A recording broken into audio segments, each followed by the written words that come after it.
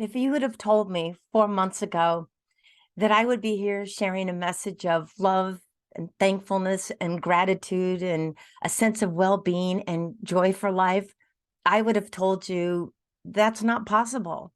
How could I have those emotions when 11 years ago I was diagnosed with a neurological condition called dystonia that impacts my speech and my muscle movement in my legs? And then 5 years after that, my beautiful daughter, Erin Mackenzie Dillon, passed away at the age of 26.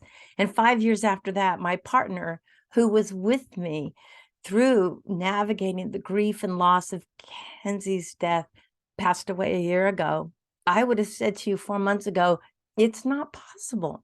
It's not possible to walk into the holidays and feel a sense of joy and a sense of willingness to want to look forward to the next day. I would have said it's really not possible. In fact, I dreaded the holidays because of the memories and the loss and the sadness of those that I have loved that have since passed away that wouldn't be there. And yet, I want to share with you that it does and it can happen. It's not an easy journey, and it's not prescription. It's not something that there is a roadmap that says point A to B and to C to D.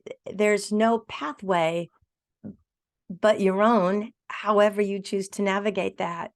But I want to share with you now a passage from a book that's been so helpful for me, along with all the other wonderful authors that have taken time to talk about grief and loss and mindfulness practice and all of the tools that are out there.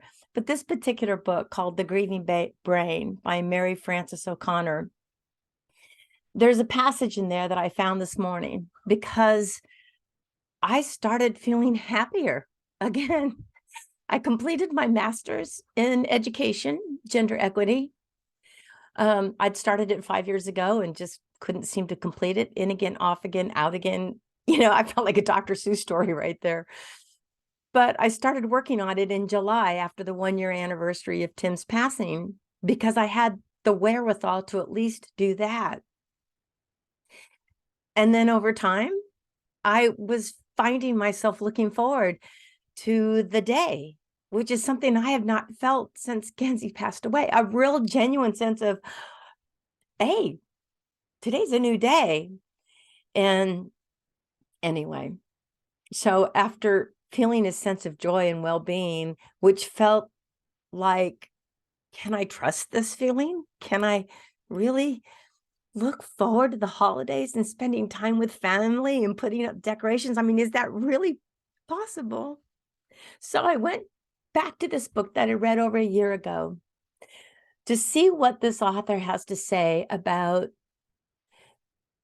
what happens when you begin to live and accept the loss, whether it's a loss of a job or a loss of a loved one or the trauma that we've all faced with the pandemic. It's like, what is it like when the trauma has happened to us, but life goes on? How do we navigate that? How do we accept that?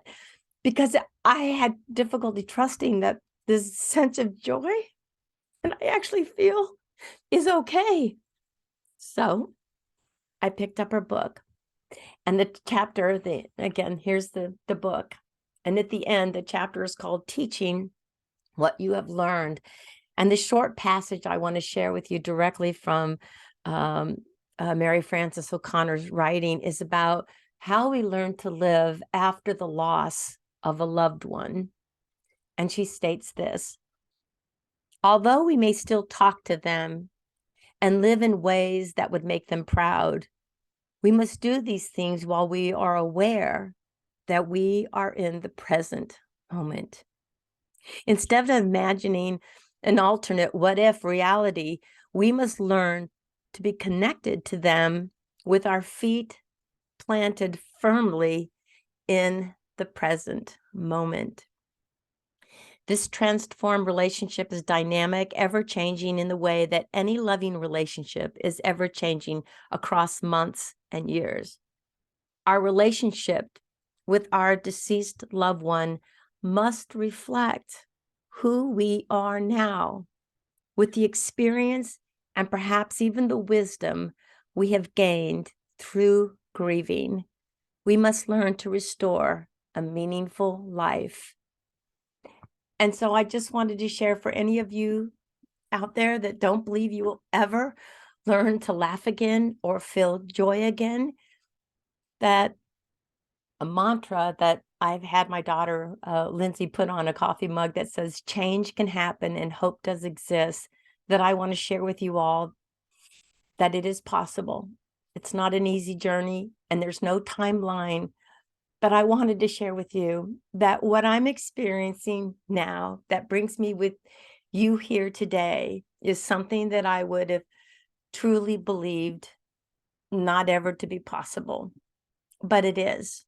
And so with that, I want to share this message of love and thankfulness and gratitude to everyone out there, and to know that it's okay to be happy in this moment, while also lovingly accepting and acknowledging past trauma and grief and loss. So with that, I'm sending love. Bye.